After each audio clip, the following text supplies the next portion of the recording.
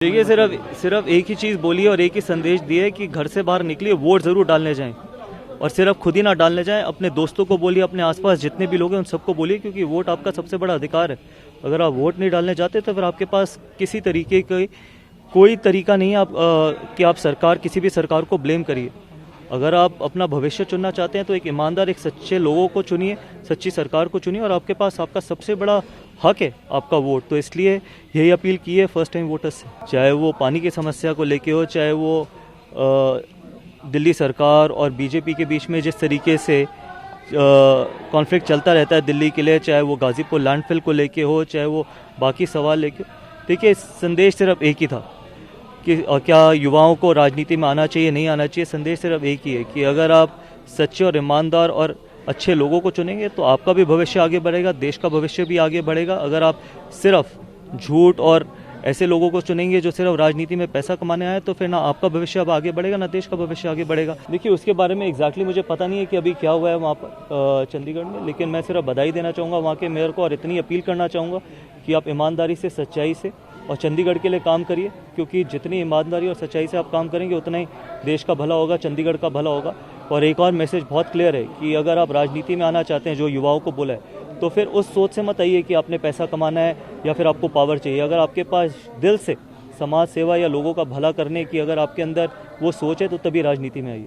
देखिए, ऐसी कई स्कीमें वो पिछले 9 साल से दिए जा रहे हैं, सिर्फ भी अगेन वोट बैंक की पॉलिटिक्स है। मुझे पहले आपने पानी पे बोला, फिर बिजली पे बोला, सोलर बिजली पे बोला, फिर आपने महिलाओं को मुफ्त में इलेक्शन से पहले फ्री बस राइड दी। जब तक आप इस तरीके की वोट बैंक की राजनीति करते रहेंगे, दिल्ली ऐसे ही बढ़ती रहेगी, ऐसे ही छोटे छोटे बच्चों के लंग्स खराब होते रहेंगे। और फिर हम ये जो प्रदूषण है, इसी की वजह से तो खांसियाँ होती हैं, इसी की वजह से तो लंग्स खराब हो रहे हैं छोटे छोटे बच्चों के। 70% बच्चे नेबुलाइजर्स पे थे, उसकी जवाबदेही किसकी है? आप ये तो पूछिए। आप सोलर प्लांट लगाइए, सोलर इलेक्ट्रिसिटी के प्लांट लगाइए, आप पानी मुफ्त में कीजिए, लेकिन ये प्रदूषण, ये गाजीपुर लैंडफिल का पहाड़ जो ऊपर और अब बढ़ता चला जा रहा है, जिस तरीके से नीचे आया था हम सबकी मेहनत से, उसके सवालों का जवाब कौन देगा? तो मेरा मानना ये है कि ये सिर्फ राजनीति, सिर्फ वोट बैंक के लिए की जा रही है, और जब तक वोट बैंक की राजनीति चलती रहेगी, ना देश आगे बढ़ेगा, ना दिल्ली का कोई भला होगा।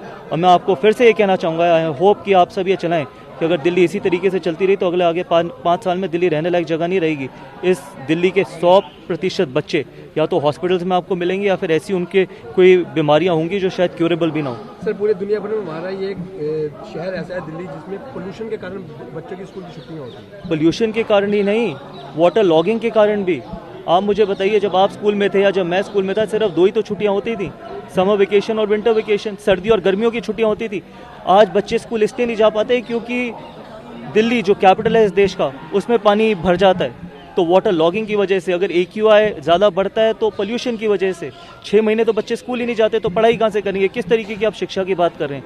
इंफ्रास्ट्रक्चर पे आपने 1 रुपया खर्च नहीं किया, प्रदूषण पे आपने 1 रुपया खर्च नहीं किया। जो आपने प्लांट लगाया था बंगला साहब के साथ में पोल्यूशन के लिए, वो चल रहा है या नहीं चल रहा? वो भी तो आपकी जवाबदेही है। पूछिए सवाल दिल्ली के मुख्यमंत्री से, क्या हुआ उसका? तो मेरा मानना है कि जब तक इन चीज़ों के सवालों के जवाब नहीं मांगे जाएंगे, दिल्ली ऐसी रहेगी, बच्चे भुगतते रहेंगे और हम राजनीति करते रहेंगे।